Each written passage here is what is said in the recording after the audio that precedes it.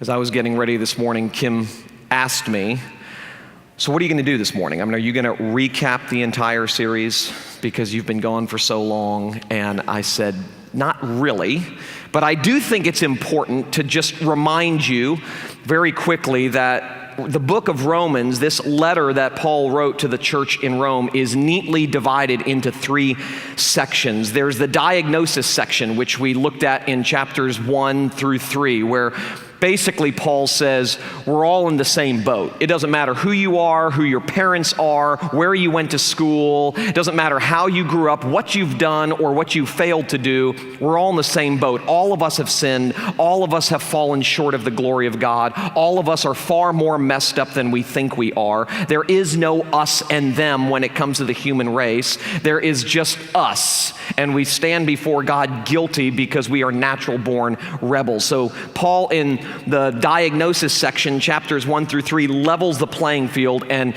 shows us that we are all in desperate need of God to do something, of God to intervene. We are all in desperate need for God's grace. And then in chapters 4 through 11, we go through the deliverance section where Paul waxes eloquent about the radicality of the gospel, the good news, the radicality and hilarity of God's amazing grace, his one-way love. And so he builds up to that section, the deliverance section, by showing us just how desperate we are in section 1, and then comes our way with amazing good news that God's grace is outrageous and it comes to us minus our merit. We don't do anything to deserve it. We don't do anything to earn it. The only thing we contribute to our rescue is the sin that makes it necessary. And so Paul introduces us to some amazing words in that section, words like justification and adoption and election and all of these big Bible theological words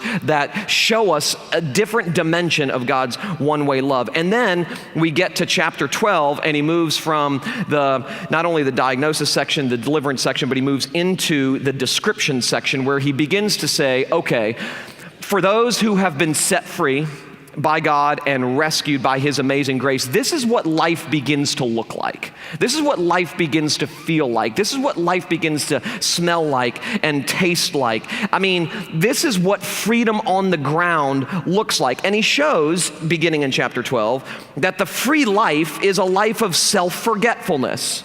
If there's one way to describe the free life, the life of a person who's been set free by God's work, one way to describe it is self-forgetfulness. It's a life where you don't feel the pressure to win, to be right, to get your way, to take, and so on and so forth. It's a life where you don't have to think about yourself anymore.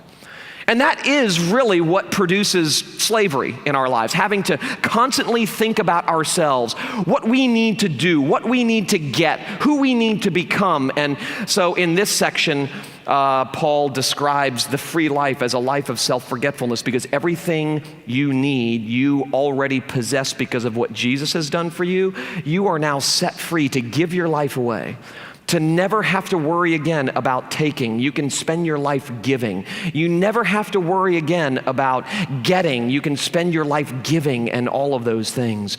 So in this chapter, chapter 14, Paul is giving some pretty practical advice, as you just heard me read. He describes two groups of people within the church.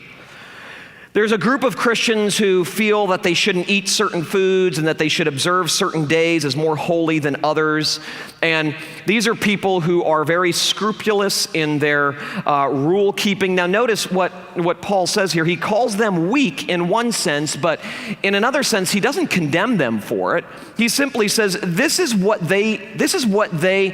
way they express their devotion to God. And so he describes another group of people who are freer than this, who don't necessarily think that certain foods are off limits. They don't necessarily think that smoking a cigar is a bad idea. They don't necessarily think that, certain days are more holy than other days. These are the kinds of people who seem freer than the other people. They're less strict, and they express their devotion to God by enjoying the freedom that God in Christ has secured for them. And in verse 14 of chapter 14, Paul aligns himself with the people who have fewer rules, but he wants those who think like him to be sensitive to those who don't feel as free. And this sort of raises a little bit of a pet peeve for me, because as you know, I am constantly championing the freedom that God in Christ has delivered our way, minus our efforts and minus our merit. And I get it. I mean, if you've grown up in church and you have for whatever reason believed that Christianity is all about rule keeping and doing and performing, and then you hear this, and perhaps you hear the gospel for the first time and you realize this whole thing is riding on Jesus' shoulders, not mine. This whole thing is about what he's done, not what I do. I get it. I mean, some people can go, oh my gosh, I'm free for the first time. You know, wonderful. It's amazing. But then what they do oftentimes, and I've done this, we've done this, I'm sure, is we flaunt that freedom in front of people who aren't as free. And Paul describes that as being unloving. Says if you use your freedom that is yours by right because of what Jesus has done for you to cause another brother or sister to stumble because they're not as free. We're all in process. We're all on this journey. And I look at the two categories of people here that Paul describes, and I can remember a time in my Christian life where I fit into one category and a time in my Christian life where I have fit into another category. Sometimes it depends on the issue or depends on the thing. Sometimes I'm, the weaker brother over here when it comes to this issue and the stronger brother over here when it comes to this issue. Sometimes I feel less free when it comes to this thing and more free when it comes to that thing. But Paul's whole point here is learning to love one another in the context of disagreement demonstrates the power of freedom in a way that few things can. So he says, don't judge them. He says, listen, he's speaking to the two groups, and he says, for you who are a little bit more scrupulous and you're more attentive to dotting the I's and crossing the T's and keeping the rules because you think that's what honors God, don't look down on the brother who is free or who seems to be more free than you. Don't judge him. Don't sit around in corners of the sanctuary and say, I cannot believe that guy. I mean, he doesn't take God very seriously. I mean, look at the way he dresses. Look at what just look at the way he talks. I mean, he's to you, he says, that's a mistake. That's not loving. But then to you over here who says, God doesn't really care how I dress necessarily when I come to church, as long as I have clothes on. I mean, he sees me naked anyway. I'm clothed in the righteousness of Christ, so it really doesn't matter. It's easy for those people, for instance, and that's just a silly illustration, but it's easy for those people to look at the more buttoned up people and go, they're not free. They're not free. And then, walk in, flaunt your freedom, almost sort of in your face. And he says, that's not loving to them. And so he says, don't judge them and don't flaunt the freedom you feel in front of these people. Why cause them to stumble if you don't have to? I mean, why would you do that?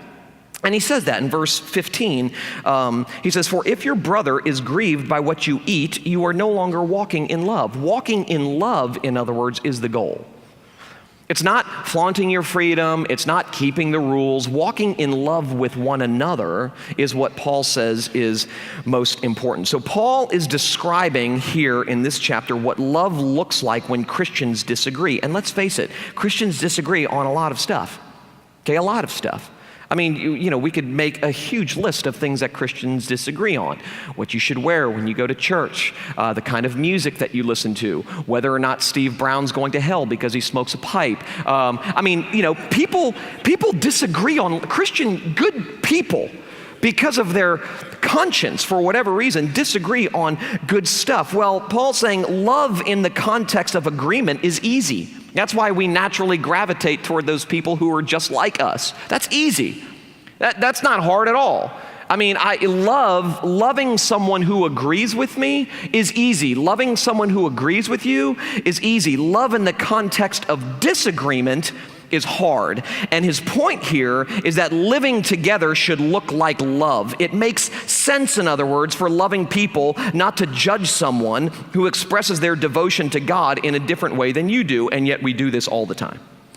So the question is, for us this morning, is where does the ability to love in the context of disagreement come from? We get it. We read these verses and we get it. We go, okay, judging one another, speaking poorly about one another, championing our preferences over someone else's preferences. We just know intuitively that's not really loving stuff, but it's hard. It's hard not to do that. I mean, we're sinners, we're selfish, we're broken, and so it's hard not to do that. It's our natural tendency to do that. So where does the ability to love one another in the context of disagreement come from? Where does the ability to love someone who's very different from you, even in their approach to God, which is what Paul's describing here? It's in their approach to God.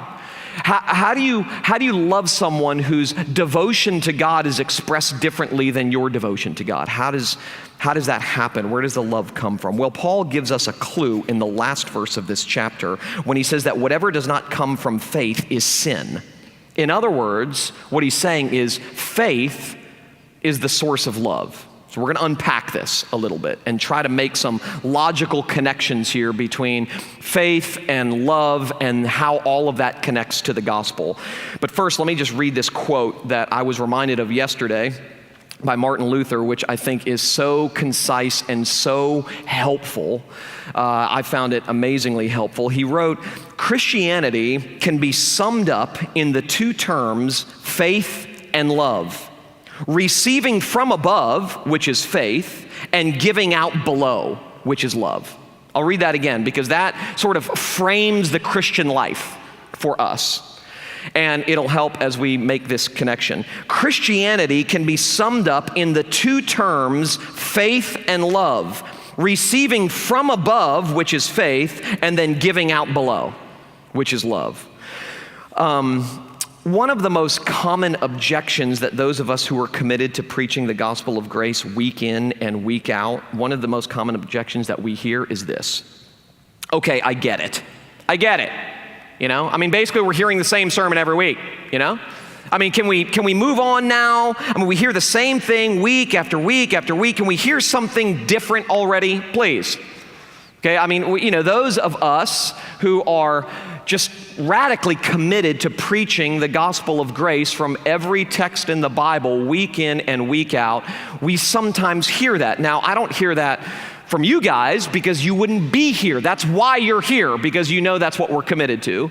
But you hear that from time to time from people who just don't seem to understand that once God saves us, he doesn't then move us beyond the gospel into something different, but he moves us more deeply into the gospel, that we never, ever, ever outgrow our need to hear it is finished. We are a forgetful people, and there's a lot of life that is lived between Sundays. And if you're anything like me, which in a sense I hope you're not, but I'm afraid you are, you need to be reminded all of the time that this whole thing is about Jesus and what he's done, because we forget that during the course of the week and we burden ourselves, we carry our own burdens, and we think that this whole thing is up to us and it's riding on us, and we have to be reminded, we have to be set free again and again and again and again. God gets amazing glory when his people are set free and live into the freedom that he has secured for them. Well,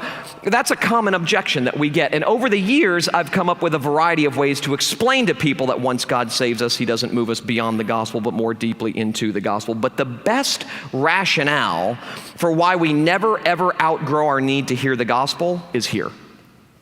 So it's the best biblical argument I can find.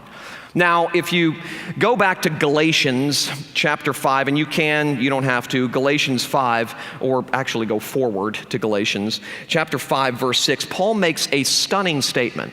It's stunning.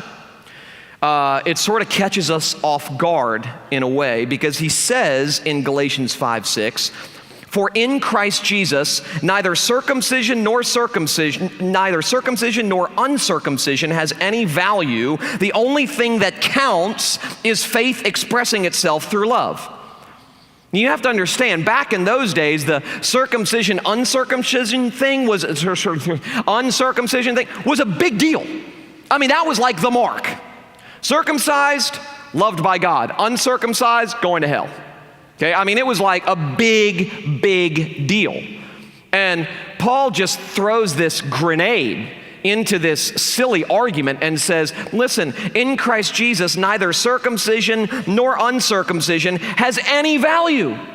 I mean, if you can just go back and imagine what that would have sounded like to the ears of people back then. I mean, the Gentiles, those non-Jews who were becoming Christians, would have loved it. You know, this is good news for us. We don't have to get circumcised. You know, it's the best news imaginable. But for the Jews back then, for Paul to say that, I mean, they took great pride in being the people that had been set apart by God, and circumcision was their gang sign. It was what identified them on their bodies as belonging to God. And now here comes this antinomian Apostle Paul, this lawless, licentious Apostle Paul, this guy who can't stop talking about grace, grace, grace. And now he's telling us that neither circumcision nor uncircumcision has any value at all. That the only thing that matters, I mean, he says that, the only thing that counts is faith expressing itself through love. So what he's saying in Galatians 5:6 is the thing that matters most is faith, what we get from God, expressing itself through love, what we give to one another. And then, if you connect that, so keep Galatians 5:6 in mind, and then remember what we looked at in Romans chapter 10, verse 17. Paul makes the point that faith comes through hearing the word about Christ. And then here in our passage, Paul makes it clear that real love is impossible without faith. So I'm going to connect all of these things, Galatians 5:6, Romans 10:17, and what Paul says here, to demonstrate where this love that Paul calls for here, this love that sets us free in the context of community where other people disagree with you, where does it come from? Well, if you put all of these things together, you have the strongest biblical argument for why we need to hear the gospel of grace week in and week out. Because according to Paul, faith is vertical, it's upward, it's trusting, it's believing that everything I need and long for I already have because of what Jesus has accomplished for me. That's faith. That's believing, okay? Faith is trusting, believing, depending on the truth that everything I need and long for, Jesus has already secured for me and given to me. He has delivered the goods on my behalf. That's what Paul says faith is. Love, on the other hand, is horizontal. It's outward. Because Jesus has done everything for me, faith, I can now do everything for you without needing you to do anything for me. Love. So he's making the connection. In other words, you can't love one another. I can't love you, you can't love me, we can't love one another without faith. Without faith, it's impossible to please God. Without faith, it's impossible to love one another. You could put it this way. Here's one way to put it. Love is faith worked out by us for our neighbor horizontally. Faith is love worked into us from God vertically. Okay, I'll say that again. This is the connection.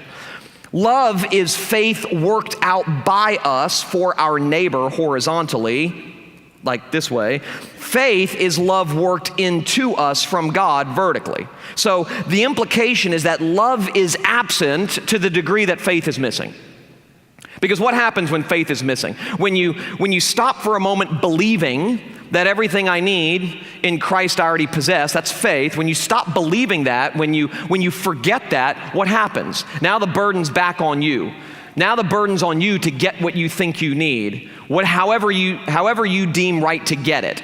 Now the burden is on me. The pressure is on me to go out and get the respect and the approval and the acceptance and the love that I long for. And so now I live my life looking to take from you what I think I need rather than give to you. That's where there is an absence of faith, there's an absence of love.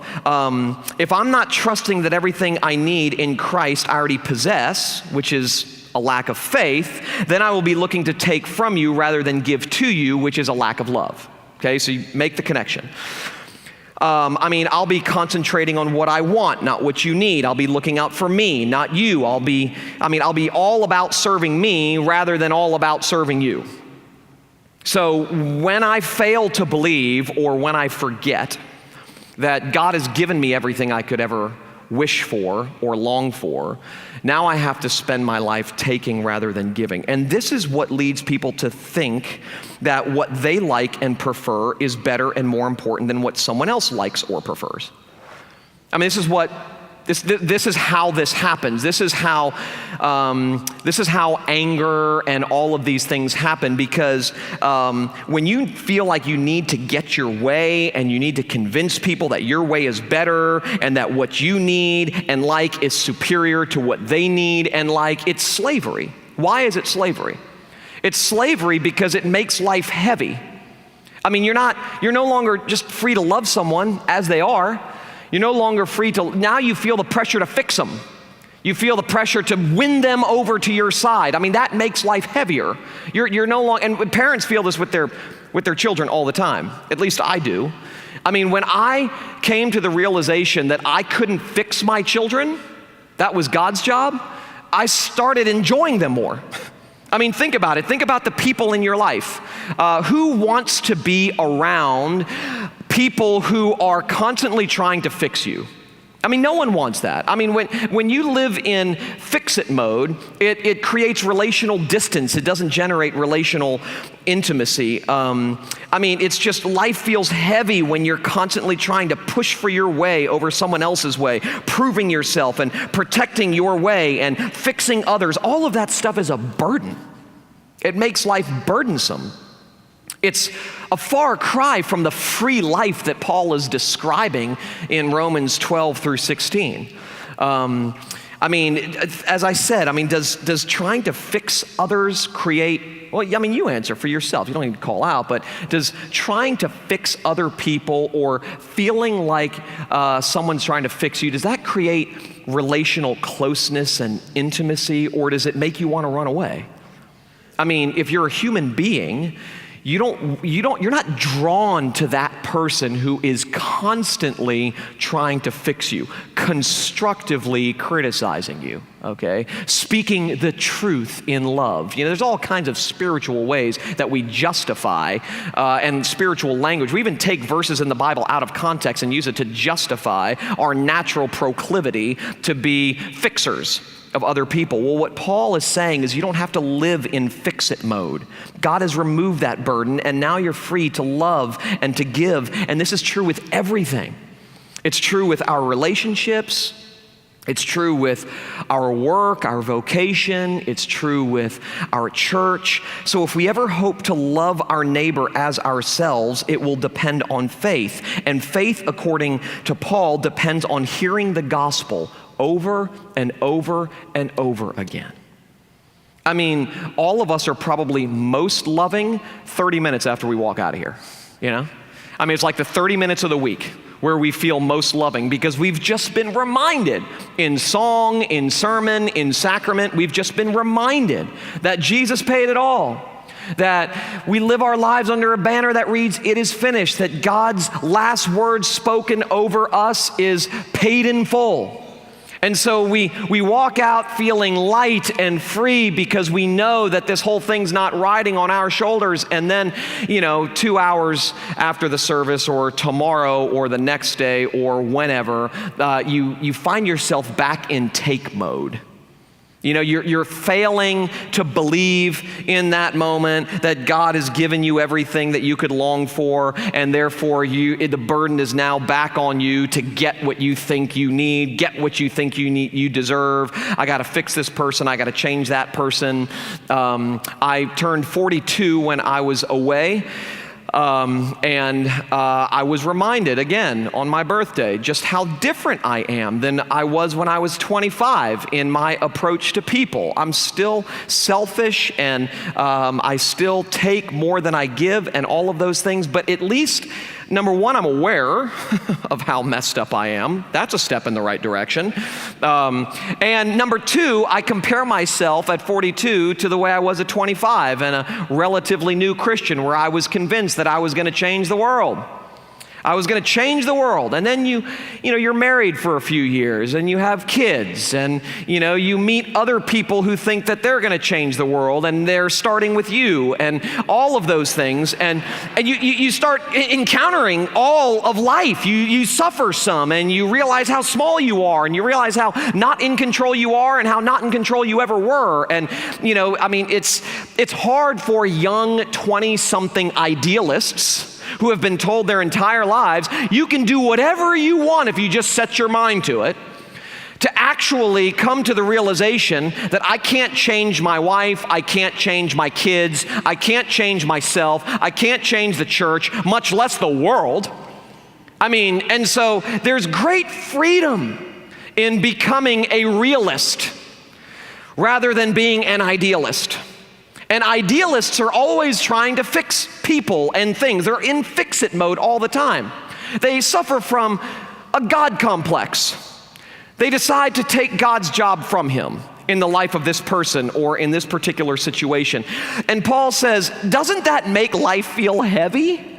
Doesn't that ruin your relationships? If you're a mother or a father and you're constantly telling your children what to do and what not to do, constantly instructing them, rather than simply loving them and enjoying them and laughing at them most of the time and with them other times, do you find that when you're in fix-it mode with your children, that's the moment when your children want to be closest to you? Of course not. If you're married, do you find in those moments of your relationship when you all are laughing with one another and enjoying one another and just accepting one another and loving one another for who you are, that those are the sweet moments? Or that when you are in fix-it mode with your spouse, that those are the sweet moments? In other words, what feels light and what feels heavy? So Paul's saying, I'm inviting you into a light life. I'm inviting you to open your eye. Let God do what only God can do.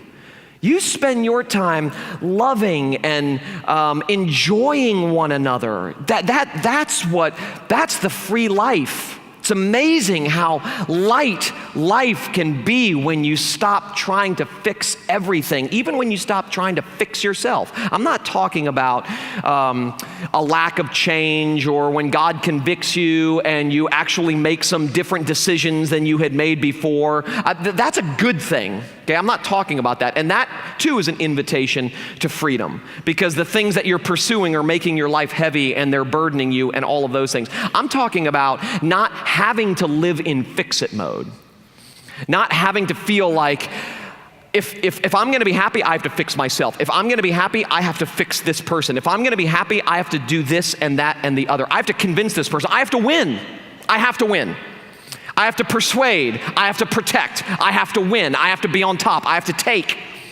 That makes life remarkably heavy. And so Paul says, if we ever hope to love our neighbors as ourselves, if we ever hope to experience the lightness of love in the context of differences and disagreements, it's going to depend on faith. And faith, according to Paul, depends on hearing the gospel. The word about Christ, as he says in Galatians 5, over and over and over again. So this is the way it works, according to the Bible. God stokes faith through the preaching of the gospel.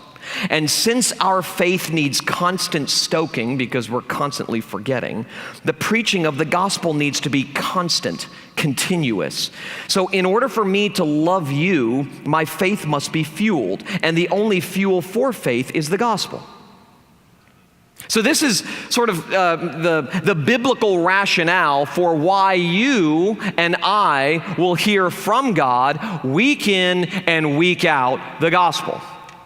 Until love in this community is perfect, which will signal that our faith is perfect, until that happens, we're going to keep hearing the gospel over and over and over and over and over again, because the logical formula is this: no faith equals no love, No gospel equals no faith.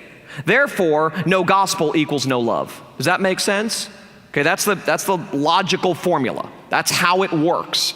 Where does this love come from? It comes from God. How do we experience that love? God grants us the gift of faith. We believe that everything we need in Christ we have, and so now I can give everything that I have to you without needing anything in return.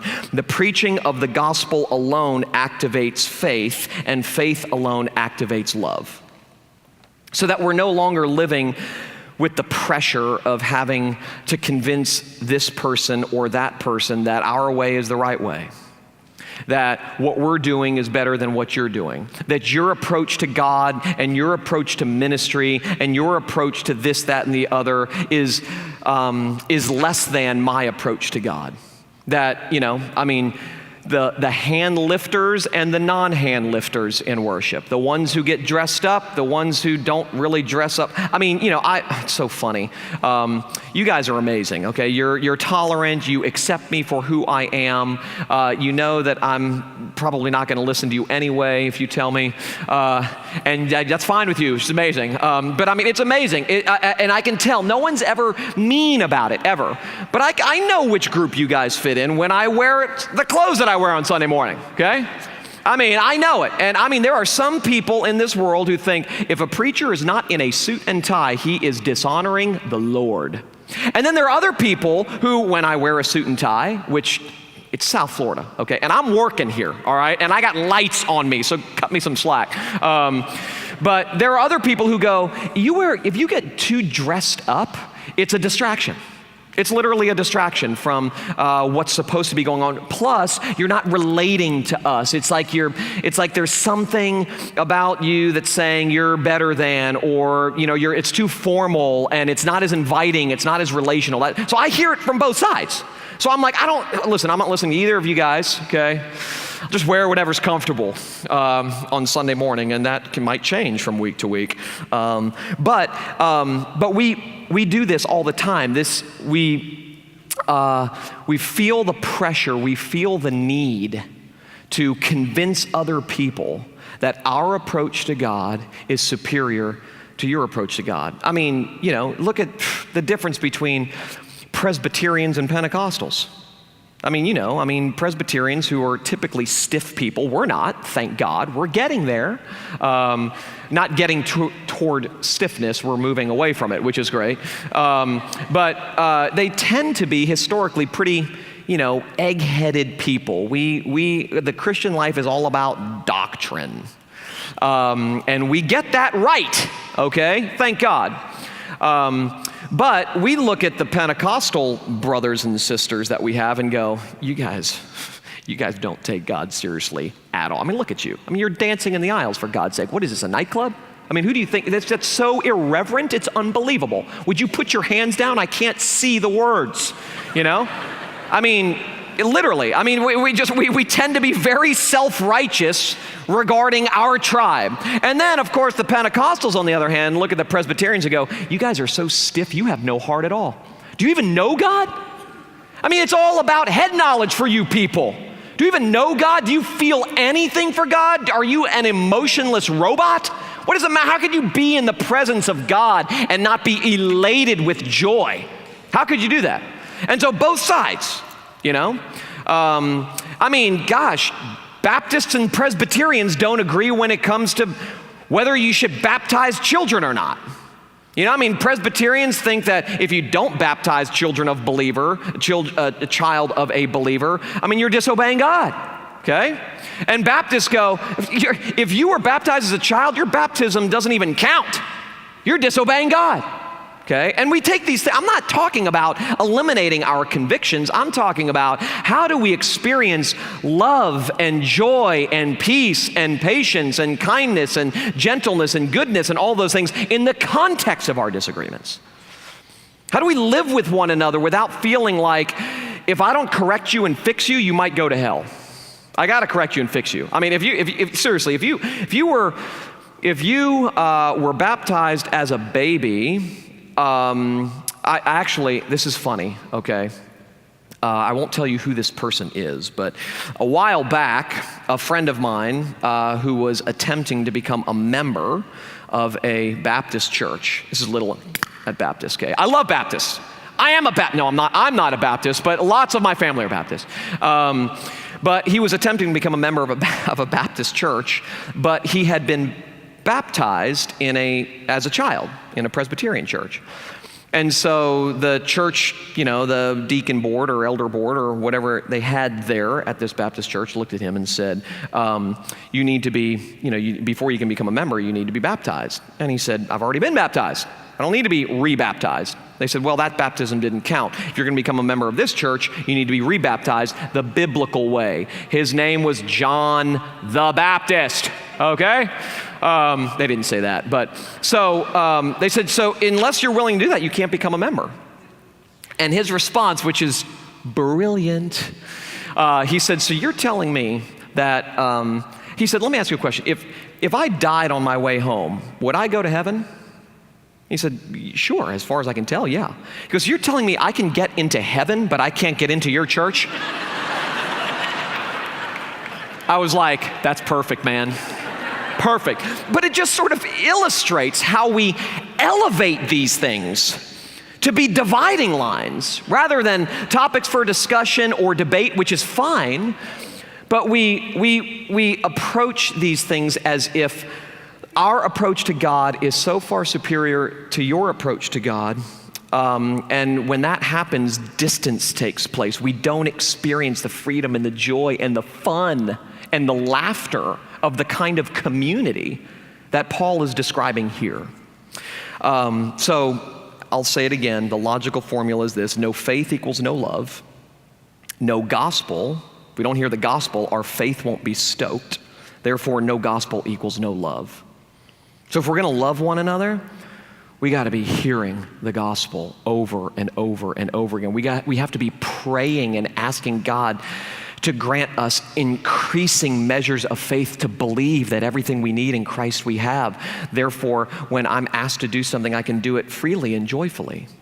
Let me just conclude with this. In his book, 2,000 Years of Amazing Grace, Paul Zoll, who many of you know, he's here at Liberate every year, he autobiographically recounts what happened to him many years ago when he discovered the indispensability of grace to produce the works of love that are outlined in the Bible. And this is what he writes. My doing of the good deeds that Jesus taught hinged on him loving me. When I felt myself loved in my chains, when I felt myself loved and accepted in my paralysis, that feeling of being loved triggered the very motivation and strength to love that had failed me before. Being treated forgivingly in my faults and fears freed me up. The faults themselves even lost some of their binding strength. The confining fears ceased to restrict me so tightly from loving others. There was an empowering connection between Jesus' love and the fuel to do what he said I should do. I believe this connection between being loved and loving others to be the heart of Christianity. Being loved creates an environment inside a person by which the works of love begin to take place naturally. Loving, he says, is born from being loved. So, just to sum it up, the fuel to do, to love, comes only out of this undomesticated declaration that everything has already been done. Which is why, and I know this is a question that's been misinterpreted from time to time, but it's within this context that the late theologian Gerhard Forde asked, so what are you going to do now that you don't have to do anything? He wasn't saying go lay on the couch and do nothing. He said, now that you don't have to do anything to appease God, because you're in, now that you don't have to do anything to earn your way upward because God has come down and embraced you and loved you forever, now that you don't have to do anything, what are you going to do with the rest of your life? Now you're free. You're free to love. You're free to give. You're free to laugh. You're free to enjoy. You're free to accept other people who are unlike you, because you don't need them to become like you in order for you to be happy. You see, the secret of grace is that we actually perform better as we grow to understand that God's love for us is based on Jesus' performance, not our performance.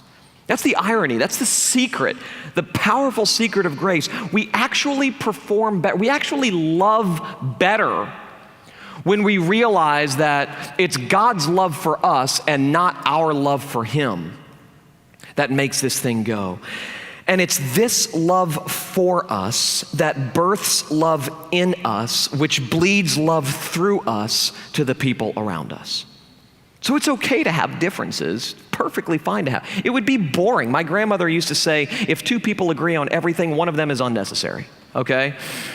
It's okay to have differences. Unity and uniformity are two different things. Uniformity is boring. Everybody looks the same, that's why I love Coral Ridge. I look out on Sunday morning and I'm like, this is such a diverse group of people. They're diverse in the way they look, they're diverse in their socioeconomic status, they're diverse in cultural ways and racial ways and all, and I'm like, I love it. The backgrounds, some of you never went to church before you came here, some of you have grown up in church your whole life. Some of you came from different kinds of churches. I love the diversity. Uniformity is boring, but unity, which is beautiful and freeing and light and enjoyable, happens in the context of a community that believes everything they need in Christ they have, and as a result, they are now free to love and give and go to the back instead of fight to get to the front. You don't have to get your way. You don't have to win. You don't have to be approved. You don't have to be on top.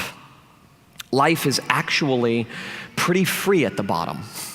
It's amazing how free life can feel, how free life can be, when you don't have to fix people, fix yourself, convince people, protect yourself, persuade others to become more like you. You can enjoy them, and they can enjoy you.